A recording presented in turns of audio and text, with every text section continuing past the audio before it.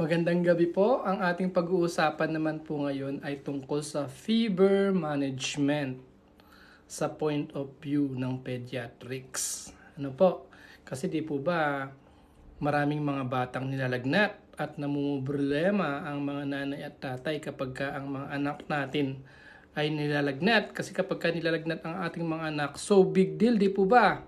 So ang share ko po sa inyo ay dun po sa aming libro na Nelson Textbook of Pediatrics. Dun po sa chapter 219 Fever sa page 1641. Para malaman nyo lang po na hindi tayo dito nanguhula ng mga sinasabi. Kukunin natin yung mga bagay-bagay doon sa libro word for word para alam nyo na ito ay pure na pang pedya. Ayan po. Dun sa fever management, ang sinasabi, although fever is a common parental worry, no evidence supports the belief that high fever can result in brain damage and other bodily harm.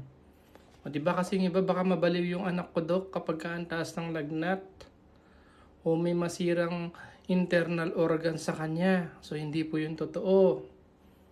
So except dun sa febrile status epilepticus at saka syempre pagka heat stroke, iba po yun Ayan. Tapos dun sa isang sentence, naka-highlight pa, treating fever in self-limiting illnesses for the sole reason of bringing the body temperature back to normal is not necessary in the otherwise healthy child.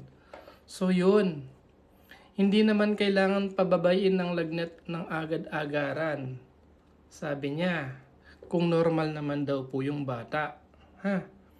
Tapos, most evidence suggests that fever is an adaptive response and should be treated only in select circumstances. So, yung paglalagnat kasi 'di ba, adaptive 'yun.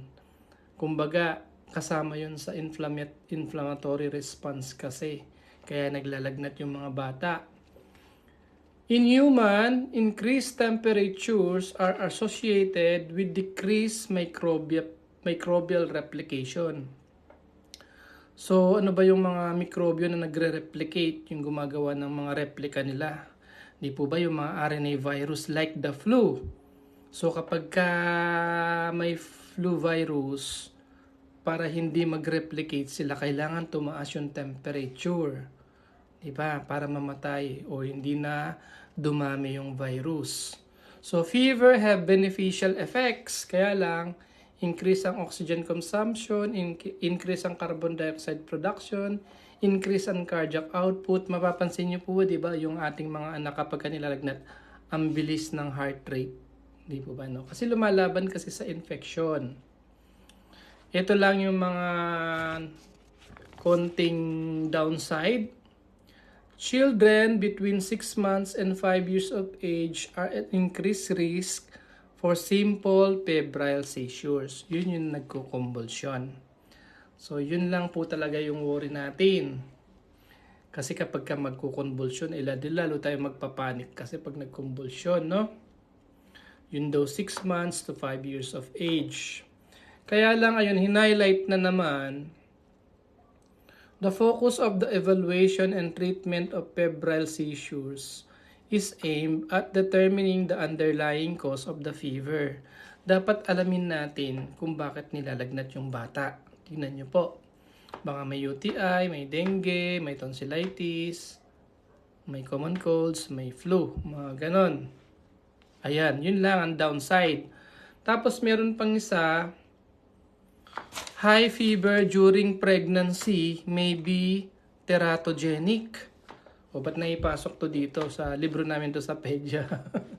Pang-obigay nito Ang ibig sabihin po ng teratogenic, yung formation ng bata sa loob ng tiyan during the first trimester, yung first 3 months ng buntis. Ang sabi, high fever may be teratogenic. So, maybe kasi meron din mga adolescents like mga 17 years old, pediatrics pa rin yun, na buntis. Kumbaga, parang at risk siya na ma-damage yung baby niya kapag first trimester of pregnancy ay merong high fever, ha? Pero dito sa ating vlog ngayon, ang sabi ngayon nga, yung fever kasi kasangga natin po, yun hindi natin kalaban, ha? Part 1 lang po ito, sa susunod i-discuss ko po iba, to be continued po.